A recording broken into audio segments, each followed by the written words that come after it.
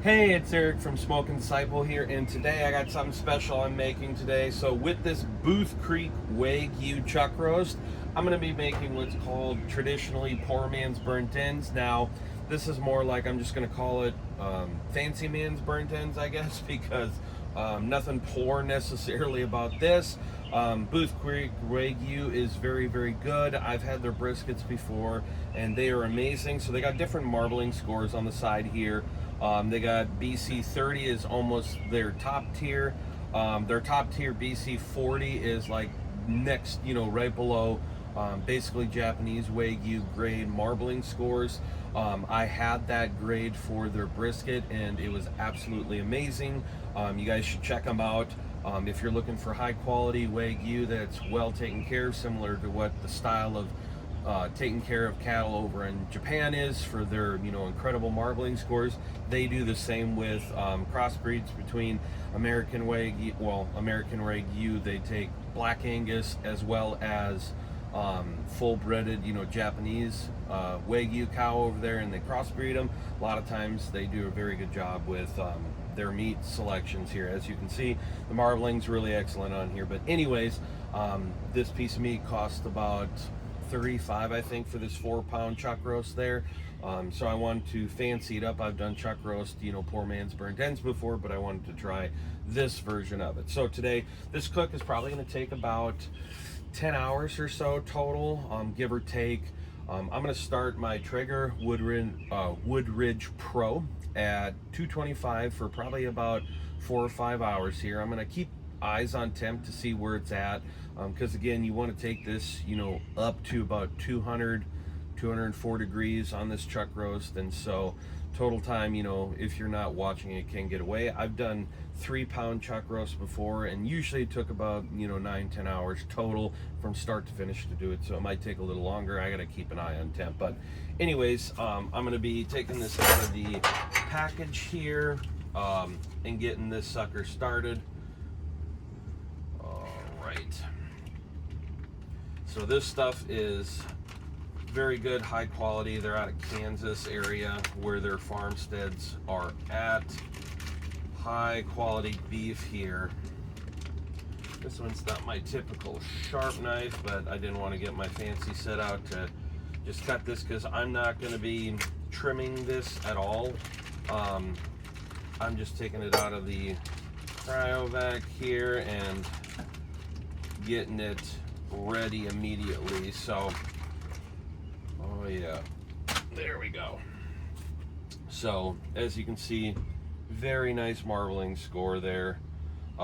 Very high quality chuck roast. So today all I'm going to do, I'm going to use a binder on this. You don't have to use a binder. Usually what I like using is the W sauce here from Baron Burton's. Amazing flavor to it. So I'm going to just do that. Yes, you do see me taking it off the thing right away without washing my hands. Yes, I'm going to wash this in soap and water here afterwards, just to get all germs and bacteria off of it. But I'm just quickly seasoning this thing. You don't have to season. Same thing here.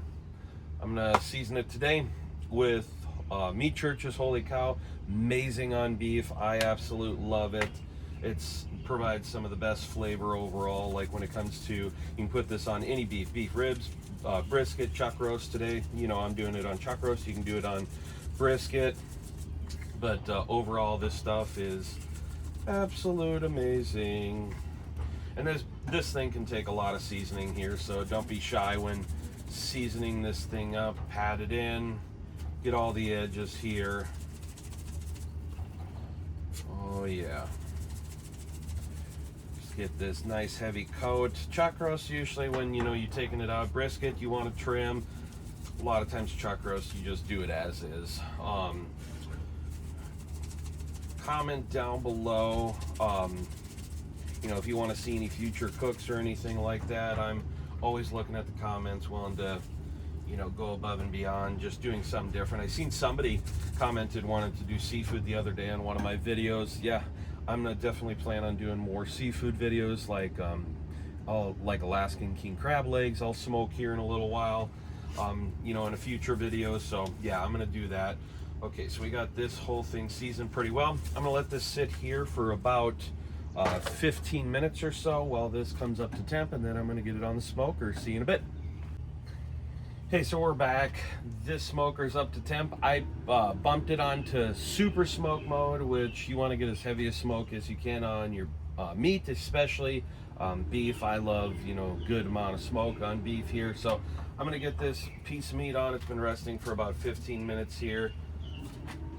I'm gonna put it on just like that, and I'm using today for the wood smoke. I'm using is Royal Oak's a new blend of charcoal and hickory. So normally they've just had their charcoal blend. I've tried, it's good on pretty much anything. I noticed with it, the temps seem to be, you know, pretty holding steady with charcoal. So the newer blend that's out right now is the charcoal hickory blend from them. I'm going to try that, see how it puts off when it comes to flavor on this chuck roast today. I'm interested to see, you know, how smoky it is, you know, overall compared to some of the other pellets on the market. I love experimenting with different pellet brands, different combinations, stuff like that. So today I'm rocking with those. I'm going to see how those do on this cook today. So I'm going to let this ride basically for probably 4 to 5 hours. See what the temp is at that point, and see if I need to bump the temperature up on this smoke or just leave it at 225 for majority of it. Haven't decided yet if I'm going to wrap it or not. A lot of people at about 170 degrees will wrap this, push it up to temperature quicker. If I notice the temps are, you know, a little bit lagging, just because this is a bigger piece of meat, this is almost 4 pounds, so I'm going to kind of just monitor along the way. So I'll see you guys soon. So it's been raining a little bit. Right now we're about 5.5 hours in, and this is what the chuck roast is looking like. Getting some good bark on it right now. It's at about 152 internal there, so not too bad, not too bad. Right now I'm going to keep it at 225 super smoke mode right now. Just for the current moment, I think it's coming along just fine. If I need to kick it up a little bit, in about 4.5 hours, I want to have these, you know, at temp, cut up into pieces for burnt ends. But you know, once we get closer to that time, if it's still not coming along fast enough, I'll bump temp to like 275 or something. Right now over here, pellets are doing pretty good. Got those Royal Oak Hickory Charcoal Blend going right now. They're, you know, consumption wise it does pretty good. But if you're this far into the video and have not liked or subscribed this video, please do so. It really helps the channel grow, and I really appreciate it. We'll be back, you know, along the way as we're progressing. I'm not spritzing this, no need to spritz this Wagyu chuck roast, so you know it's got plenty of fat to render out, so stay tuned.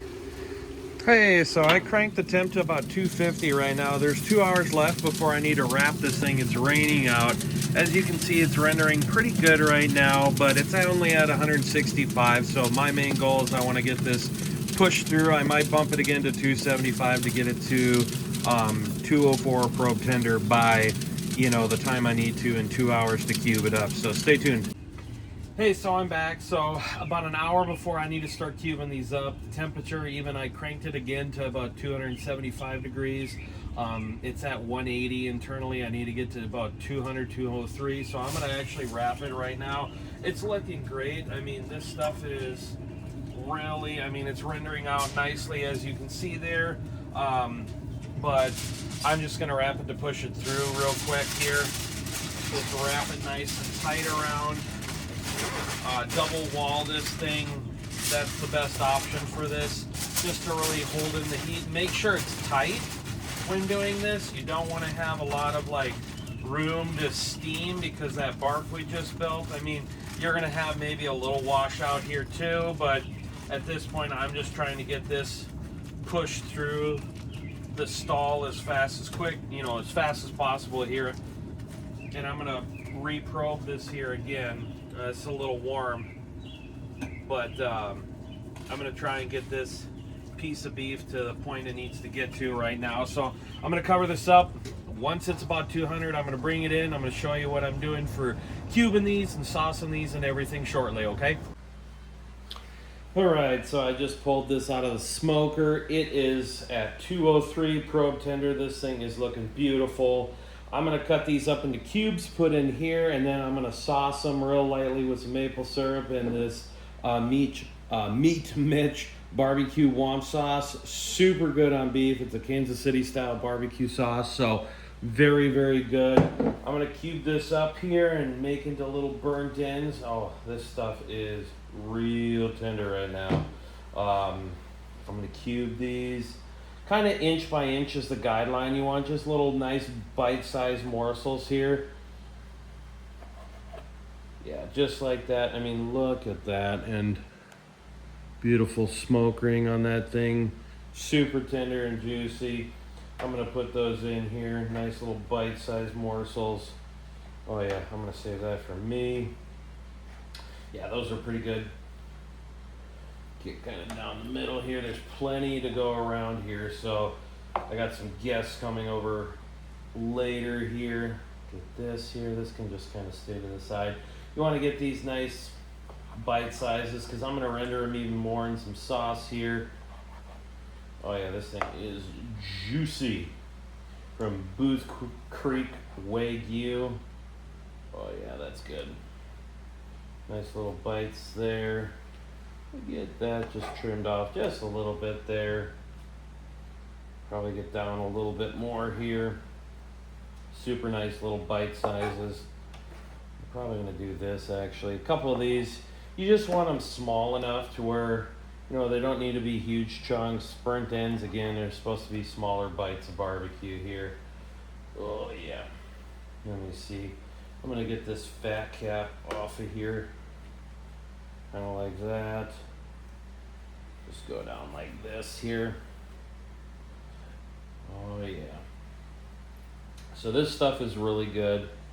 Get nice little inch, 1 inch by 1 inch cubes there. That's what your main goal is here to get down. Once I get this all in and sauced, I'm going to put this back on the smoker for probably about an hour. I got it at 250 right now. I did bump it the last hour, wrapped at 275, just to push through the stall, and it works differently. This recipe you can use for, regular USDA choice or prime chuck roast. This is Wagyu, American Wagyu, and with the fat content, I think that's why it took a little longer to get through the stall, just because there's more fat to render down. But recipe applies the same. It's not specific to just Wagyu here. So this recipe is good for a multitude of different chuck roasts. That one will be okay. A little bit bigger bite there. Cut this, and this is about a 4-pound chunk that I started with, so it's a pretty hefty chunk. There we go.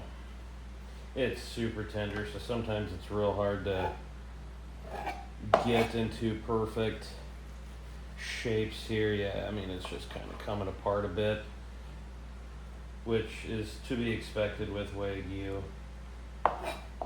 Some of this I'm going to save, just bite off the camera here later. This part is pretty well rendered out, so there's a decent amount of fat on this one. I'm gonna trim this down a little bit. So yeah, this is pretty simple recipe here. I'm just getting this down into little bite sizes. You're kind of getting to see how I trim this up a bit as I'm cubing these, and you can eat this just as is. You don't have to do burnt ends with them. You can just do just like this, eat a whole chuck roast, as like the main course to your meal with your family. It's just a very common thing that gets done with chuck roast is, doing burnt ends with it. So either way is going to be a good way, however your family likes it. It's just kind of a different recipe you can do if you've never, because a lot of people, the premise of this was, poor man's burnt ends. You don't have a whole brisket, and it's just a lot of meat, just to do burnt ends. If you just want burnt ends, you'd have to do a whole brisket traditionally. So this is just really nice. You don't have to do that. You can just do like a chuck roast with it. And I don't know when the original recipe originated, but you know, thankful for those who did originate it. This thing is really, really good. So right now what I'm going to do is, you can see, toss these around a little bit. I'm going to sauce this a little bit, and I'm also going to follow up with some seasoning here. So just lightly, you know, go over with some maple syrup. You don't want these drowning in sauce either.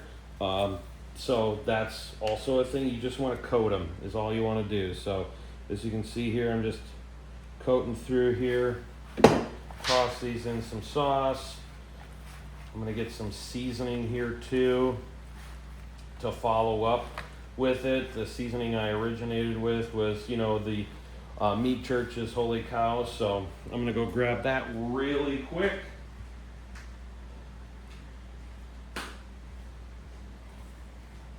So just a little light coat here.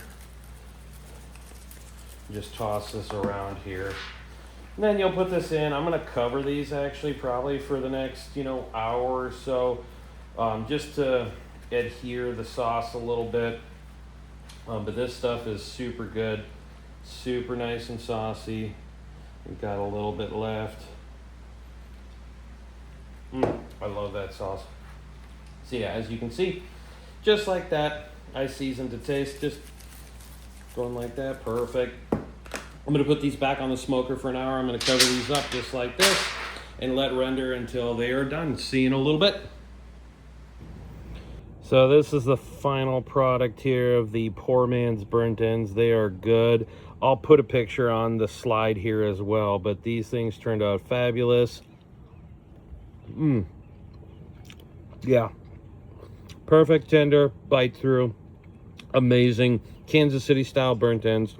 Like and subscribe. There'll be definitely more content coming here in the next few weeks. Usually I try and post once every week or so. Take care.